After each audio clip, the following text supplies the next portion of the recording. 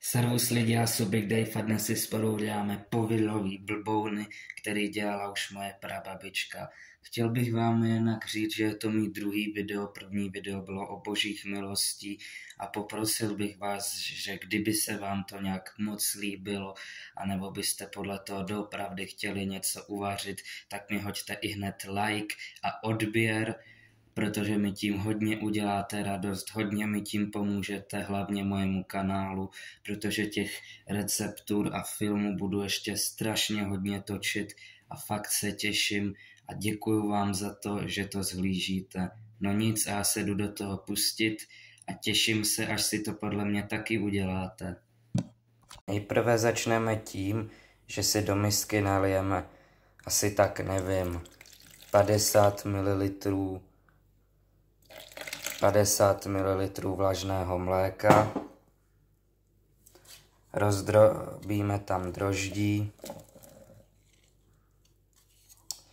přidáme 2 lžíce cukru krupice,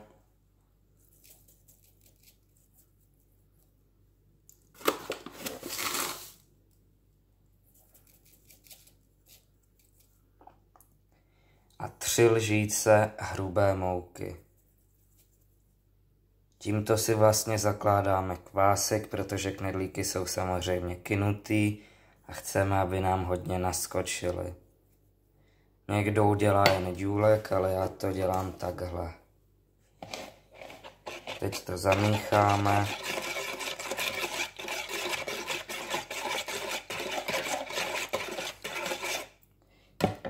A necháme tak na 1/4 hodiny odpočinout.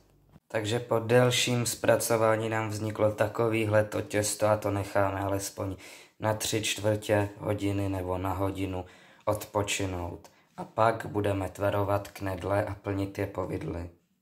Po přidání vanilkového cukru to všecko řádně promícháme a vypracujeme v hladké těsto. A proč to nepotřebuješ zvuk? Takže těsto nám nádherně vykynulo. Pomoučím si vál. A krásně si to těsto rozválím. No, tak... Takže těsto nám krásně vykynulo. Pomoučil jsem si vál a krásně si ho tady rozválím.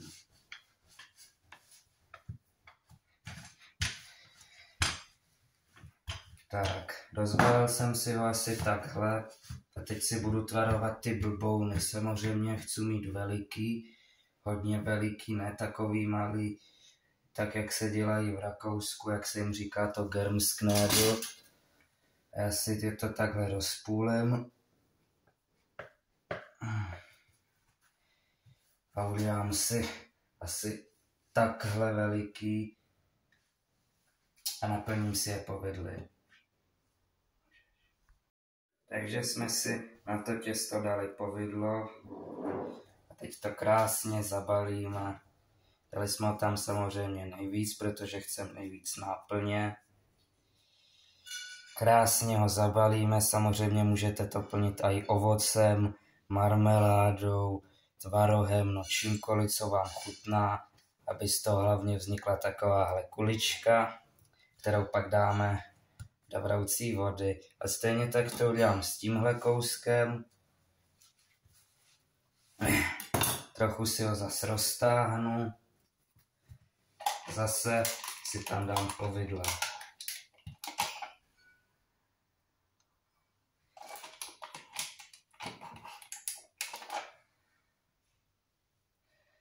Tak.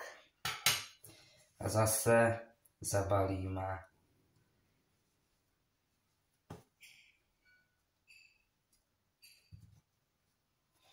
Musíte to opatrně zabalit, aby vám to nevyteklo. Samozřejmě mě napadlo, jestli bych tam nemohl dát do toho povidla rum, ale to radši ne.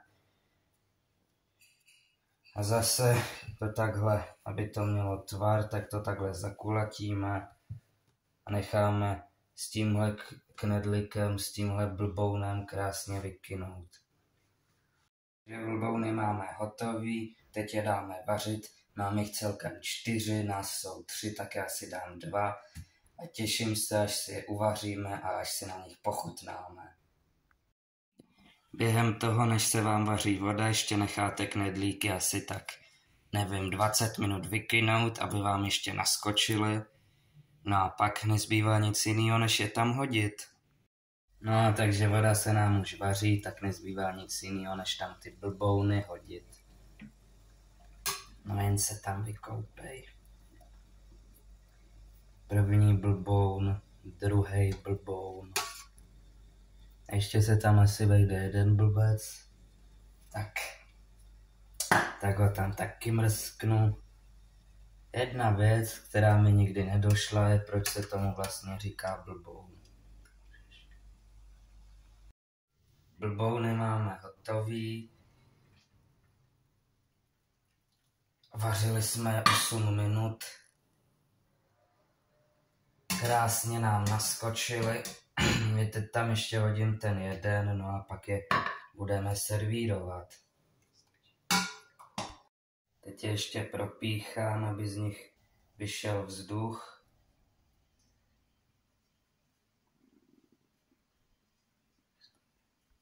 Takže tady si blbouna krásně poliju máslíčkem.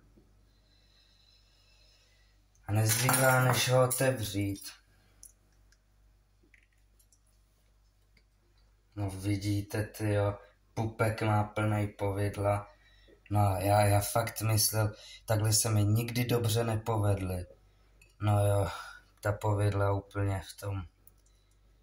Ten mák, to máslo, ten cukr, no to je fakt výborný. A já vám přeju, aby se vám taky takhle povedly, udělejte si je. No nic, a já si jedu dát. No a tak se mějte a nazdar. Jo, a tady tihle 2 borci, ti na mě čekají, až se zítra vrátím ze školy.